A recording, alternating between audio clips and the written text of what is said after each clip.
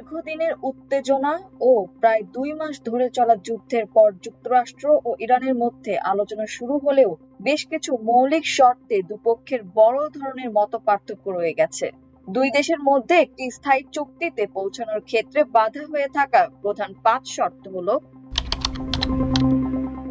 যুক্তরাষ্ট্র চায় ইরান তাদের পারমাণবিক কর্মসূচি পুরোপুরি বন্ধ করে দিক, তবে তেহরান এ দাবিতে রাজি নয়। তার ভাষ্য, পারমাণবিক কর্মসূচি বন্ধে যেকোনো ধরনের বিধিনিষেধ শুধু নির্দিষ্ট কয়েক বছরের জন্য হতে পারে, স্থায়ীভাবে নয়। ইরানের কাছে বর্তমানে ৪০০ কেজি উচ্চমাত্রায় সমৃদ্ধ ইউরেনিয়ামের মজুত রয়েছে। মার্কিন প্রেসিডেন্ট ডোনাল্ড ট্রাম্প চান এই ইউরেনিয়ামের পুরোটা যুক্তরাষ্ট্রের হেফাজতে থাকবে, তবে তেহরান এ প্রস্তাব সরাসরি প্রত্যাখ্যান করেছে। ইরান স্পষ্ট জানিয়ে দিয়েছে, যুক্তরাষ্ট্র তাদের বন্দরগুলোর ওপর থেকে অবরোধ প্রত্যাহার না করা পর্যন্ত হরমুজ প্রণালীতে জাহাজ চলাচলের ওপর আরোপিত বিধিনিষেধ বহাল থাকবে।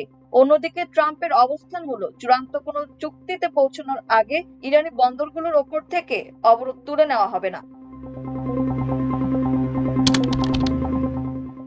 একটি দীর্ঘস্থায়ী চুক্তির অংশ হিসেবে ইরান তাদের ওপর থেকে নিষেধাজ্ঞা প্রত্যাহার ও বিদেশে আটকা পড়ে থাকা প্রায় $২,০০০ কোটি অর্থ ফেরত দেওয়ার দাবি জানিয়েছে।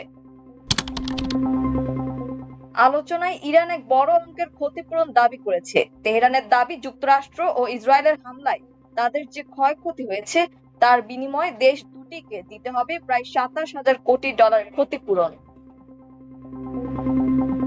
শত্রুপক্ষ কোনো ধরনের ভুল হিসাব নিকাশ করলে বা নতুন করে আগ্রাসন চালালে প্রত্যাশার চেয়েও ভয়াবহ পাল্টা জবাব দেওয়ার হুঁশিয়ারি দিয়েছে ইরানের ইসলামী বিপ্লবী গার্ড বাহিনী IRGC। আজ রোববার ইরানের রাষ্ট্রীয় সংবাদ সংস্থা ইরনার বরাতে এই তথ্য জানা গেছে। এক বিবৃতিতে IRGC জোর দিয়ে বলেছে, ইরানের সশস্ত্র বাহিনীর শক্তিশালী ও বুদ্ধিদীপ্ত নীরবতা কোনোভাবেই তাদের দুর্বলতা নয়। এই সংযম যে কোনো মুহূর্তে নারকীয় ঝড়ে রূপ নিতে পারে। বিবৃতিতে আরো বলা হয়, যুদ্ধবাজ ও প্রতিশ্রুতি ভঙ্গকারী শত্রু যদি কোনো ধরনের ভুল করে বা নতুন করে আগ্রাসন চালায়, তবে তাদের বিরুদ্ধে এই কঠোর ব্যবস্থা নেওয়া হবে।